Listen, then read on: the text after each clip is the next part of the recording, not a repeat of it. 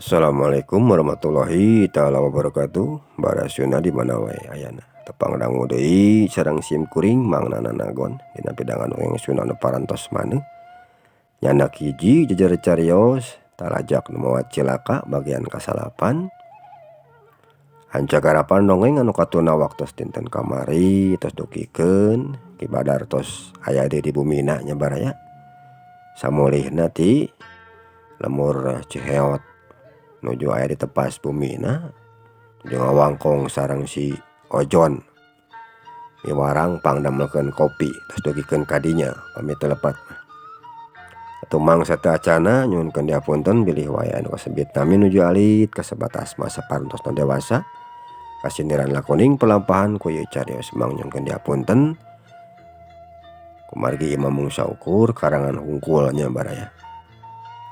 Gintun nama kanggo sadayana wae anu sami-sami mika cinta mika resep kana pidangan dongeng Sunda timang ieu anu caket pon kitu di anu tebihna oge anu parantos subscribe like comment dina channel Mang ieu mang ngaturkeun nuhun kana sagala rupi pangrojongna ti Barasunda sadayana. Supados teu nyangkolong teuing kana waktos baraya sumangga ieu jejer carios talajak nu mawa cilaka bagian kasalapan kumang sejadi lajengkeun deui. Wilujeng ngadangukeun.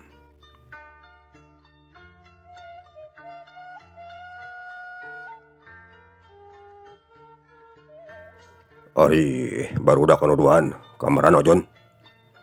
Ceuk Ki Badar nanyakeun Wirya jeung si Omon. Tadi mo ujung intun beas ka cisinten teh juragan. Tema si Ojon. Kitunya. Halus atuh. Cik pangienkeun kopi dewek Jon. Si rasa cangar ieu. Sigana mah ngeunah lamun ku kopi mah ceuk Ki Badar. Mun, mangga juragan. Tema si Ojon bari cengkat tina diukna. Geus kitu ngaleos ka pawon rek mangienkeun heula kopi keur Ki Badar. Ari Ki Badar sajroning diuk dina kursi teh pipikiranna mah tuluy we kumalayang. Inget wae kanu jadi anak jeung pamajikan manehna. Terilah kurunyung kadinya aya anu datang. Sing goreng Ibu Suratmi anu nyampurkeun teh. Ge diuk dihareupeun menjadi salakina. Kumaha bapana? Nah tos aya anu bade ngical sapina teh? Tanya Ibu Suratmi ka Ki Badar. Aya nama ibuna. Anu ngarorak keneh sapina lah. Can mujuhna diala dagingna oge. Tema Ki Badar. Nah tos di mana kitu nama teh bapana? Nya resapina sareng cauna teh. Wah, kemana we da? Ngaranna oge nyiar atuh. Kacijengkol babate jeung kalemur dusun. Bieu mah nyiarna ibuna. Tema Ki Badar. Kanu nya we nyaritana teh. Ari Ibu Suratmi manehna mah teu ieu boga curiga. Sabab da geus biasa. Salakina mah sok nyiar sapi jeung cau kalemur-lemur anu sejena. Lain ari si Kasman ka mana ibuna? Asacan temong da budak teh. Nah, kumat deui kitu atawa kumaha? Tanya Ki Badar nanyakeun Kasman ka majikanana. Tadi mah aya sateacan bapana uih ka dieu mah. Mung ari nyariosna mah ka ibu bade karerencanganana heula saurna teh sakedap. Sarengkeun we bapana. Ka budak mah ulah bade dikerasan teuing karunya. Wios ari mung saukur bade menakan rencanganana mah tuh. Nu pentingna mah uih we ka dieu ka bumi. Ceuk Ibu Suratmi. Nya panah bapa ge teu nyaram na can rek ulin ka mana-mana wae oge. Ngan ari ka budak mah ulah rek dilos teuing we ibuna. Sabab lain kuna naon. Kana sok leuwih hese deui ngawarahna lamun budak geus diantep ku urang mah jadi kolotna. Ceuk Ki Badar. Kurunyung kadenya ya si Ojon anu nyampurkeun bari mawa cai kopi kana gelas anu ditelaman ku tatakan jeung ditutupan ku parantina. Song diasongkeun ka Ki Badar. "Mangga juragan cai kopina?" ceuk si Ojon bari nunda cai kopi dina meja hareupeun Ki Badar. "Oh, nuhun Jon," tema Ki Badar.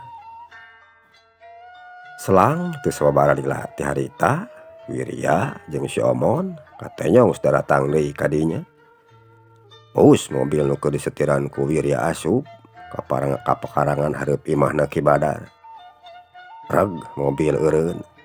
Geus kitu Wirya marman heula mesinna. Jerut duanana tarurun tina jero mobil. Tuluy leumpang nyampeurkeun ka Ki Badar nu keur araya di tepas imah. Sanggeus aya di hareupeun Ki Badar, pok kadenge Wirya nyarita. "Wilujeng siang juragan," ceuk Wirya. Toleh sopan we Wirya mah. Tak pikaresepeun ka sasaha oge. "Nya, Jang. Sok juk tah dina kursi," tema Ki Badar.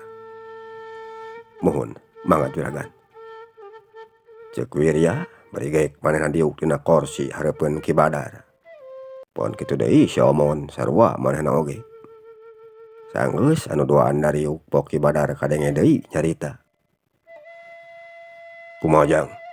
Da geus beres? Ngirim beas ka imahna Bapak Suganana teh?" tanya Ki Badar. "Atos juragan. Malah atos kabantuan ku abdi artosna oge. Ieu nyanggakeun sareng catatanana juragan," ceuk Wirya bari nyodorkeun buku leutik jeung duit pamayar ti Bapak Sugana anu diselapkeun dina tengah buku. Gapu Ki Badar ditampanan. Geus kitu diilikan heula sagedeung ku manehna. "Nya, bener Jang. Tah ayeuna mah juge bisiri ka tarukang heula. Geura dalahar angguran. Sabab geus beurang kapanan ieu teh. Ibuna bisi barudak rek dalahar tah. Siapkeun sangu jeung leungeunna," ceuk Ki Badar. "Nya hayu tuh Jang, bisi rek taruang ayeuna mah. Ku ibu urang siapkeun heula nya. Bapana bilih bade sakantanan atuh tuangna," ceuk Ibu Suratmi nawaran dahar ka salakina. "Wah, kun we ulah bapa mah. Can hayang lah. Rek meakeun heula kopi lebar," tema Ki Badar.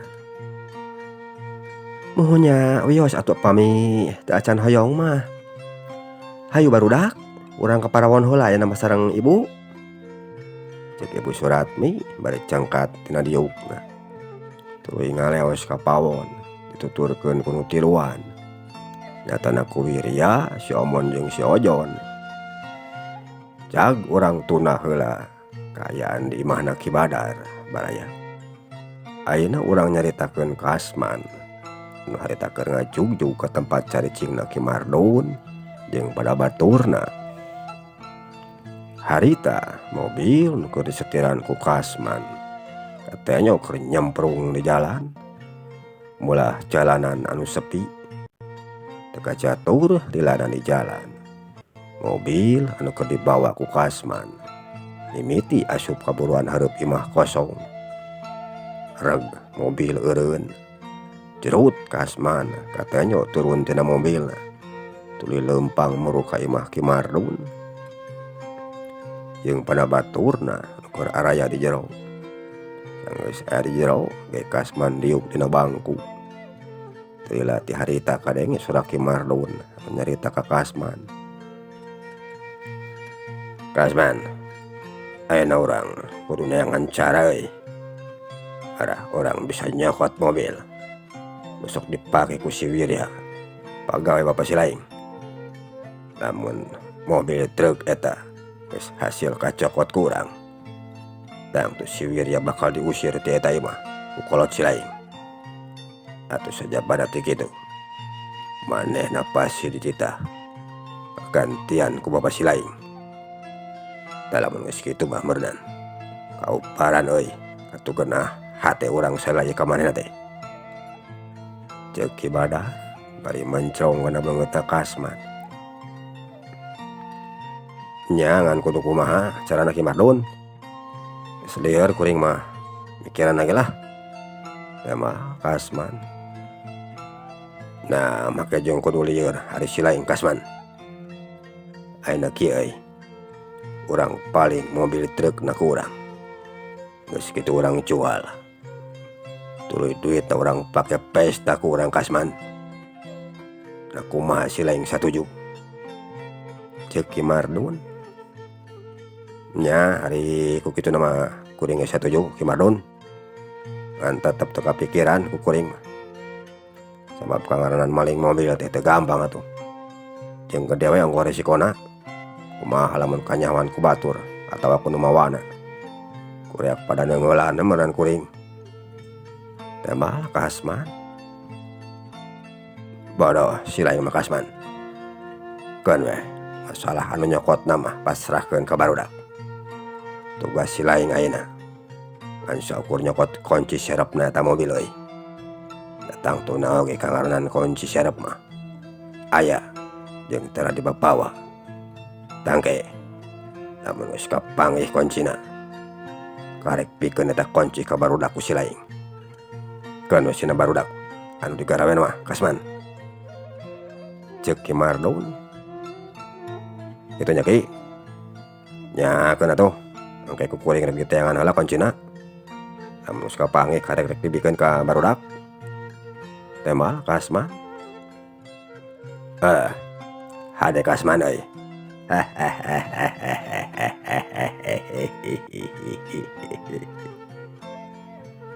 Ceuk Ki Mardun.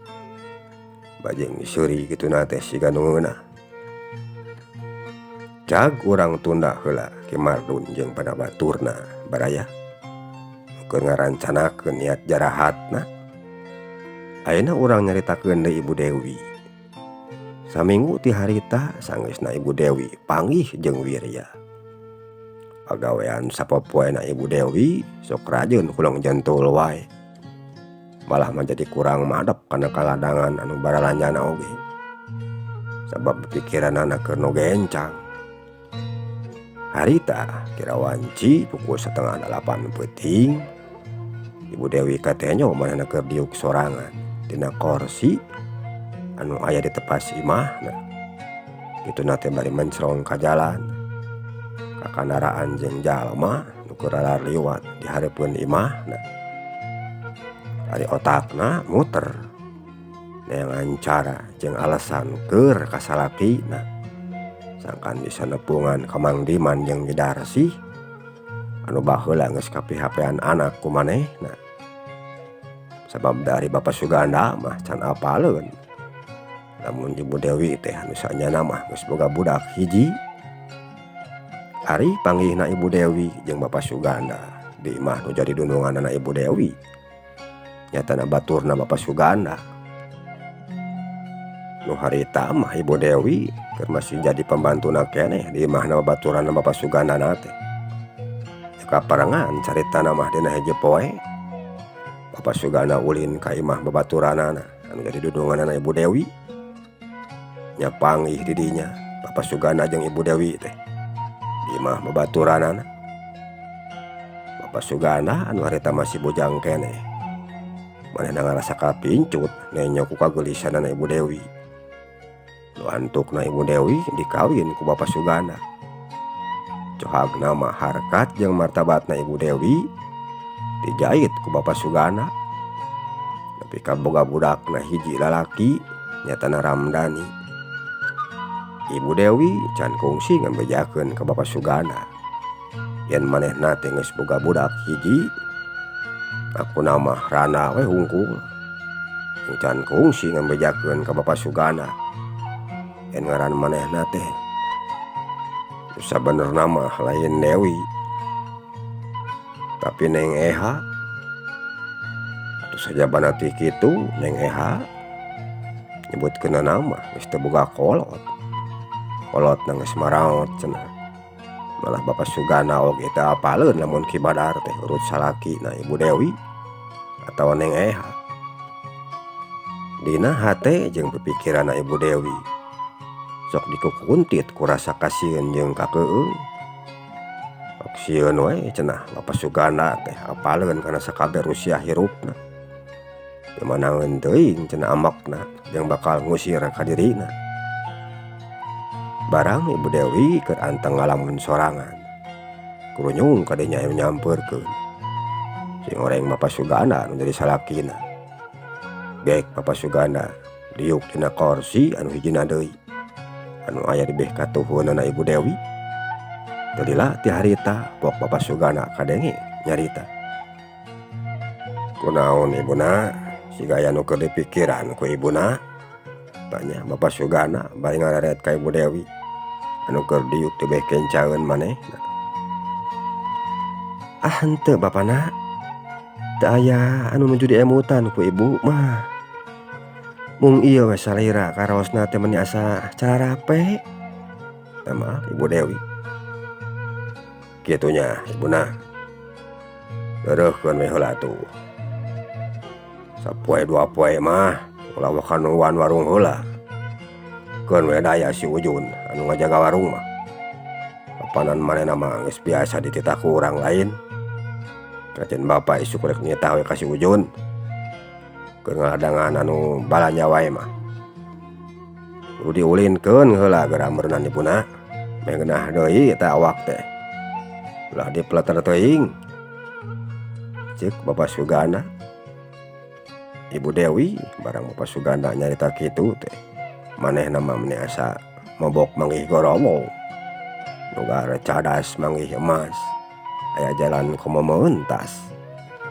Pok kadenge Ibu Dewi nyarita deui. Nuhun bapana sigana mah. Ibu teh kedah reureuh heula panginten sadinten dua dinten mah. Sakantenan we ibu teh bade nyarios ka bapana ieu teh. Enjing mah ibu hoyong amengan heula ka tilas rencangan kapungkur.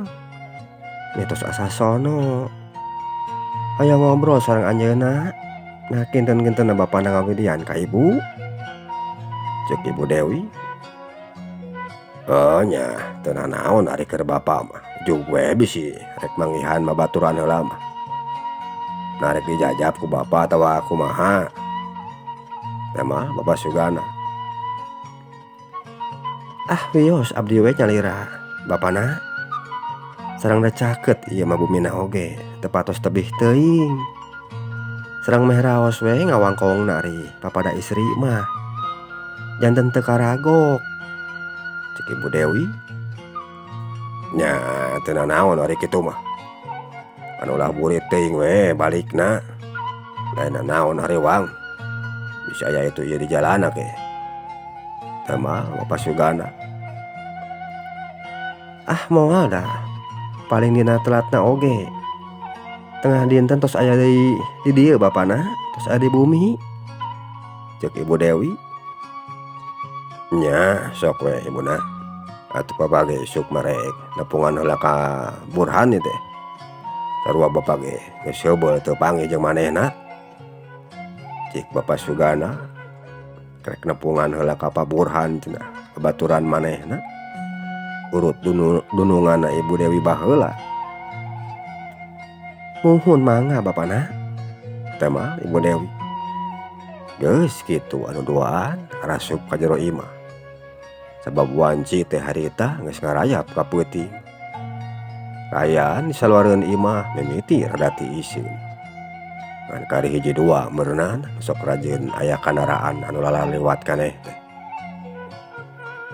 Kecapkeun isukna baraya. Ira wanci haneut moyan Ibu Dewi leumpang ka hareup mulu ka jalan gede. Tuluy megat mobil angkutan umum anu jurusanna teh bisa ngalewatan ka Lembur Cibentang. Sanggeus aya mobilna Ibu Dewi mancat ka jero. Geuleyeung mobil mimiti maju deui. Laju murung-ulon. Salila di jalana teh Ibu Dewi atau Neng Eha teu sirik hayang buburu we. Nepi ka imahna Mang Diman jeung Midarsi anu aya di lembur Cigeusik. Teka rasa ariku dibawa ngalamun mah diuk dina mobil teh. Nyawa-nyawa geus anyog deui ka pertigaan jalan rek kalemur Cibentangkeun. Nyatana kalemur Ki Badar. Jerut Ibu Dewi turun tina angkot. Geus kitu mentas heula kabeh katuhun jalan. Yang geus aya di beh katuhun jalan didinya katanya loba beca anu keur caricing. Ibu Dewi tuluy nyalukan ka tukang beca nu keur diuk dina sadal becana. Geuleung beca nyampeurkeun. Geus deukeut ka Ibu Dewi pok kadenge tukang beca nyarita. "Beca Bu," cek tukang beca bari turun tina sadalna. "Nya Mang," tema Ibu Dewi. "Mohon, mangga bade teras ka mana Bu?" tanya tukang beca. "Ka dinya we ka lemur Cikeusik nya Mang," tema Ibu Dewi. "Ah, mohon mangga," cek tukang beca. Geus kitu Ibu Dewi mancat heula kana beca. Sanggeus aya di jero si Mang malikeun heula becana. Tuluy naek kana sadal, geuleung beca mimiti dibose. Asup ka jalan anu berasna ka lemur Cibentang. Anu kadituna bisa parat ka lemur Cikeusik. Nyatana ka lemurna Mang Diman jeung Bidarsi. Cag urang tuna heula baraya Ibu Dewi atau Neng Eha nu keur aya dina jero beca rek ngajuk-juk ka lemur Cikeusik. Ayeuna urang nyaritakeun Mang Diman jeung Bidarsi nu keur araya di imahna. Sanggeus nu jadi anakna nyatana Wirya Init ka tempat pagaweanana jeung Siomon.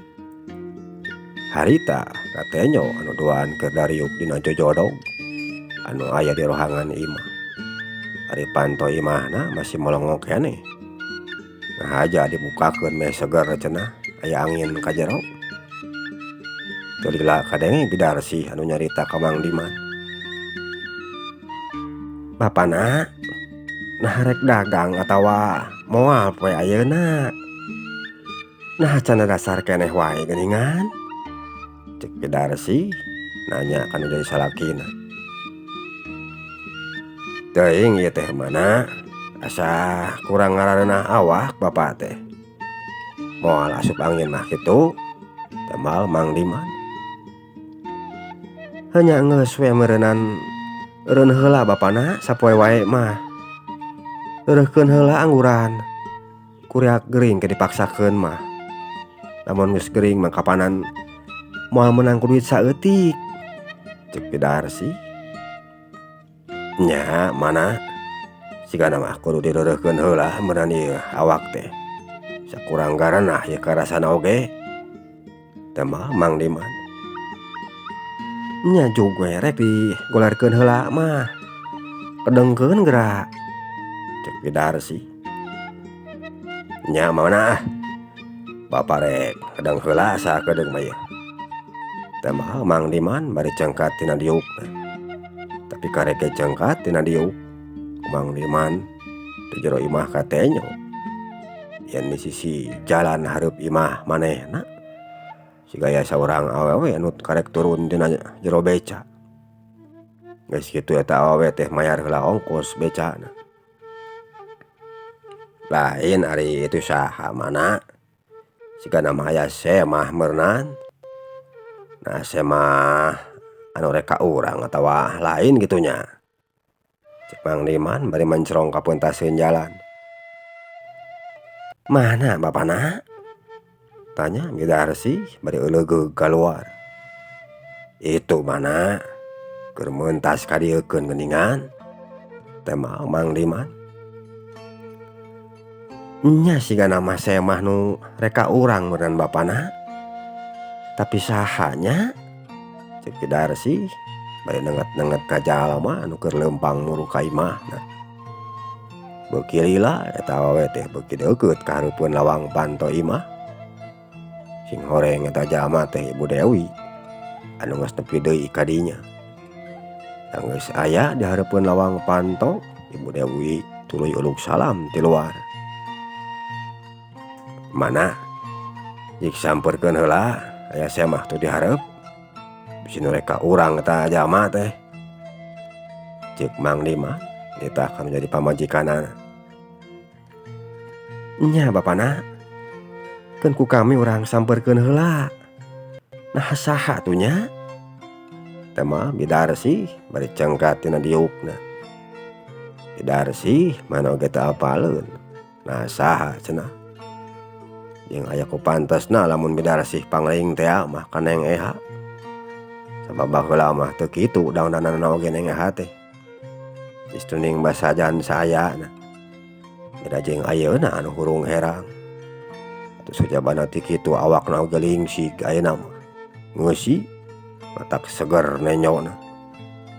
Geus aya di hareupeun saya mah pok Bidarsi nanya ka Neng Eha. Muhun mangga. Bade ka saha ieu? Bidarsi bari mencrong kana beungeutna Neng Eha.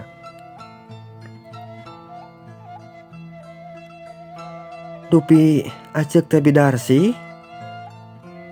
Cek Neng Eha balik nanya ka Bidarsi. Sabab manehna oge bisi nyalahan cenah. Maklum geus belasan taun teu panggih. Muhun aceuk mah Darsi.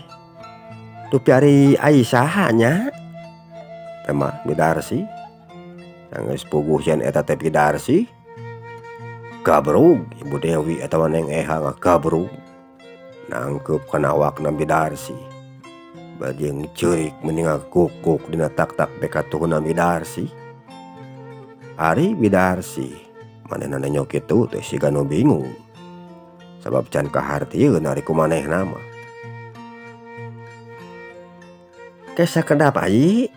Dupi ai teh saha ieu teh? Tanya Bidarsi. Kuring teh Eha ceuk. Anu baheula kungsi datang ka dieu. Mihapekeun anak kuring ka Aceuk jeung Kang Diman. Teh mah Neng Eha. Be, kutan teh Eha ieu teh? Ari panyate saha? Kumaha cager Eha? Cek Bidarsi bari tuluy nangkep kana awakna Neng Eha. Cager kuring mah aceuk. Kumaha aceuk jeung akangna nah cara lager di dieu? Teh mah Neng Eha. Alhamdulillah dina deungeut ayeuna mah. Hayu atuh urang ka jero heula. Meh geunah ngawangkongna ari di jero magra. Cek Bidarsi ngajak ka jero heula ka Neng Eha. Geus kitu anu duaan arasup ka jero imah. Di jero pasampak aya Mang Diman anu keur nangtung. Caha ieu teh mana? Cek Mang Diman nanya ka Bidarsi. Ieu teh Nyi Eha bapana. Anu baheula mihapekeun budakna ka urang teh.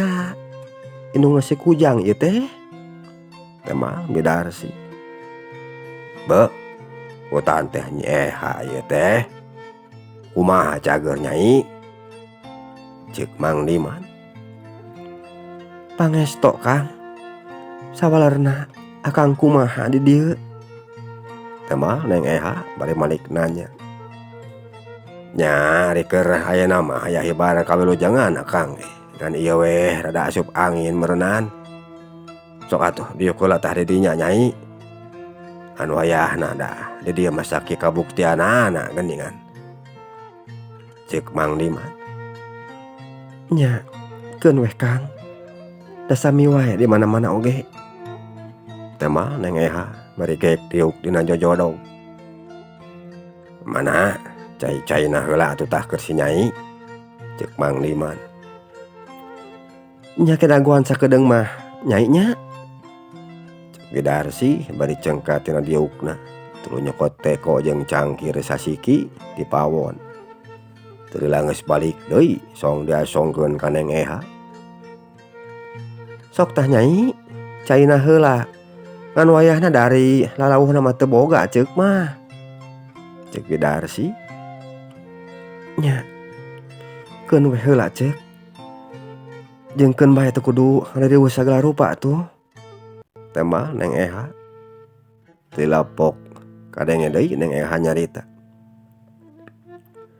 Lain kieu Acek oge Kang Diman. Pangna kuring ayeuna datang ka dieu teh. Aya nu rek ditanyakeun ku kuring ka Akang jeung ka Acekna. Nari ayeuna budak kuring di mana?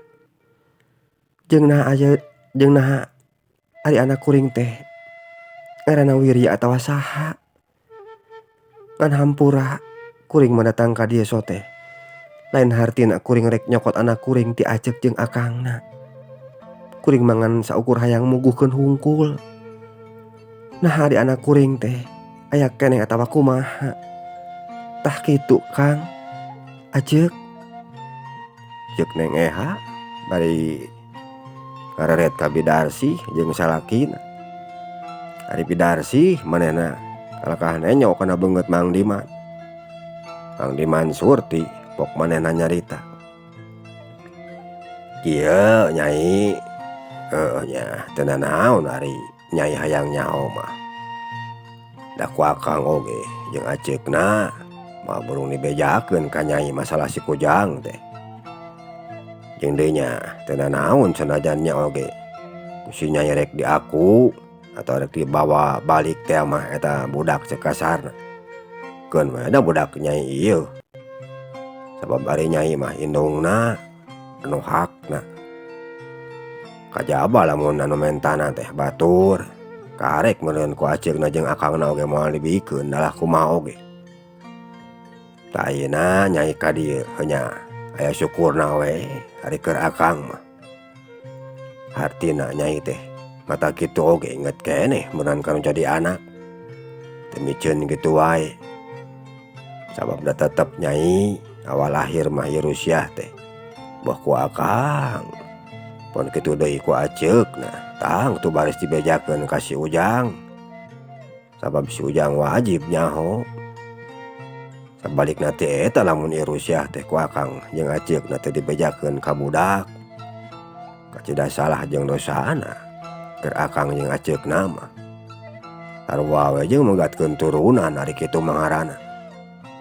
Cenah eta mah engkena rek beureum rek hideung jadina. Eukeun bae kumaha brehna we. Nu pentingna mah ku urangna geus dibejakeun ka eta budak. Yen anu sanyana mah Akang jeung Acek teh lain inung bapa tegas manehna. Tapi ngan saukur kolot sampeuran anu milu ngurus jeung ngagedekeun saela ieu. Jeung nu kaperanganana teh Akang jeung Acekna oge kapanan teu dibere katurunan kudu makawasa. Tapi lain hartina Akang jeung Acekna teh geus teu nyaah ka budak. Lamun dina hiji mangsa teh mah ieu Rusyah dibejakeun ka manehna teh. Atuh cenah eta mah engke rek narima atawa henteuna. Ku urang geus dibejakeun anu sabenerna mah masalah jeung moal matak dosa ka urangna oge Nyai. Tah tadi Nyai nanyakeun ka Akang nari budak teh aya keneh. Nya aya keneh budak mah. Ti harita atuh nepikeun ka kiwari oge aya di dieu. Babarengan jeung Akang pun kitu di Acekna. Cek babasaanna mah rek dahar rek henteu. Nu penting mah ngarariung we di dieu. Malah geus bujang ayeuna mah ta budak teh Nyai. Atuh ngaranna oge teu diganti ku Akang. Nya Wirya we sarua jeung ngaran anu baheula pamerean ti Nyai ka Akang jeung Acekna. Sabab Akang teu wani ari kudu ngaganti mah. Sabab lain ku nanaon. Bisi akhir barangkali Akang jeung Acekna geus areueuh di kieuna. Heuk teh Nyai neangan ka dieu. Meureun teu kudu bingung da geus apal ngaranna mah. Coba lamun ku Akang diganti ngaranna, meureun Nyai oge lieur neanganana. Sabab bisi salah jalmana. Atuh sajabana teh geus dewasa teh. Eta budak ayeuna mah geus digawe. Geus boga pagawean mah tuh. Ari gawena teh di imahna Ki Badar. Beh keduleun ieu lembur. Malah mah Nyai ka dieu meureunan. Budak harita teh karek ini ti imah. Jeung alhamdulillah deuna teh Nyai eta budak teh soleh jeung sabar. Jadi akang jeung aceuk nama geus asa lain ka anak sampeuraan we rasaan teh. Jadi geus asa ka anak sorangan. Sabab budakna tumut jeung hormat kan jadi kolot. Tah kitu Nyai. Ceuk Mang Diman ini panjang lebar nyaritakeun wirya ka Neng Eha jadi indungna. Bagja keur kuring mah Kang. Aceuk ku ngadengena ti akang sarupa kitu oge. Hartina bener yen anak kuring teh gawena di imahna Ki Badarnya. Ceuk Neng Eha. Nya di Ki Badar gawena mah. Parah nah Nyai siga nu geus apal geuningan. Ceuk Mang Diman bangun nu ruas.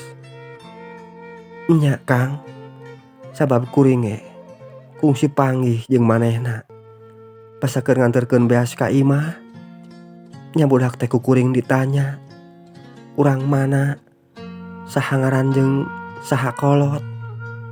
Nya si Kujang nyaritakeun yen ngaran manehna teh Wirya. Atuh ari imahna di lembur Cikeusik cenah. Kolot ternyata akang jeung aceuk. Tah kitu pangna kuring datang ka dieu oge Kang. Temal Neng Eha. Beuh, uta teh kitu nya.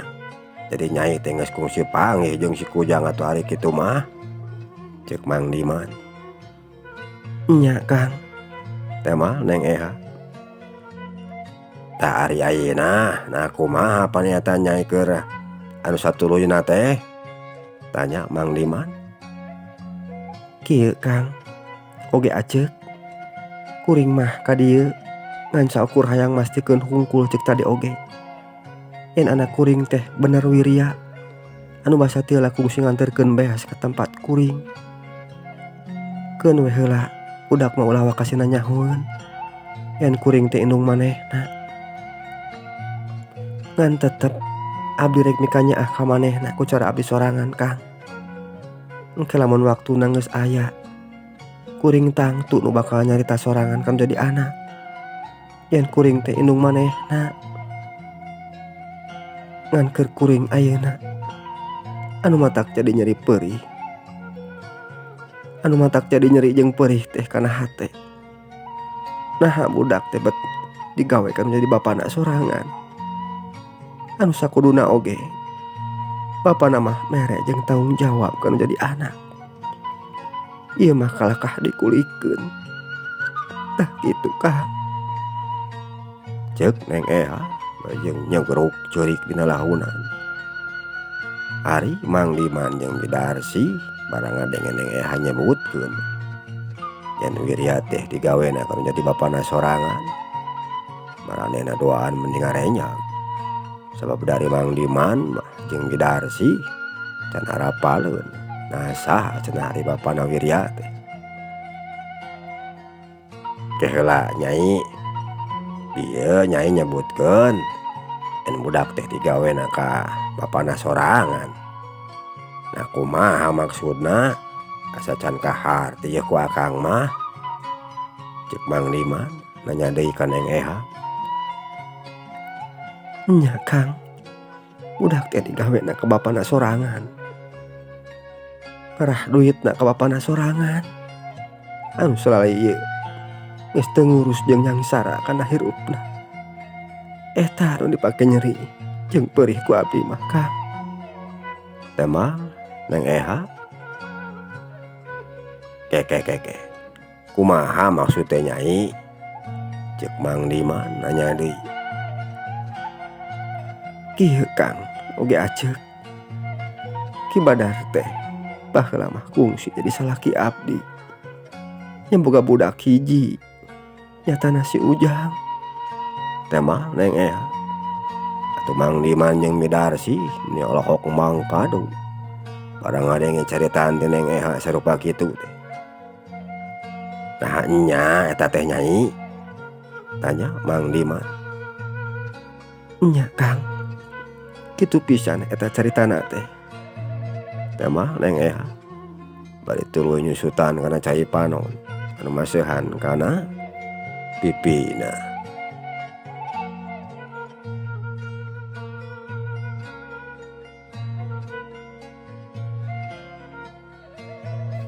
Bara Sunda mungsaki heula hancagara pandongeng dina jejer cariyos talajak nu mawa cilaka bagian ka-8 insyaallah bagian anu ka-10na kumang sajadi teraskeun deui nya baraya. Mangaturkeun nuhun kana sagarupi perhatosanana bilih wae. Saur kakirangan dina midangkeunna mang nyuwunkeun dihapunten. Insyaallah cariyos anu salajengna kumang sajadi lajengkeun deui. Mang saja pamit jeung kantun permios.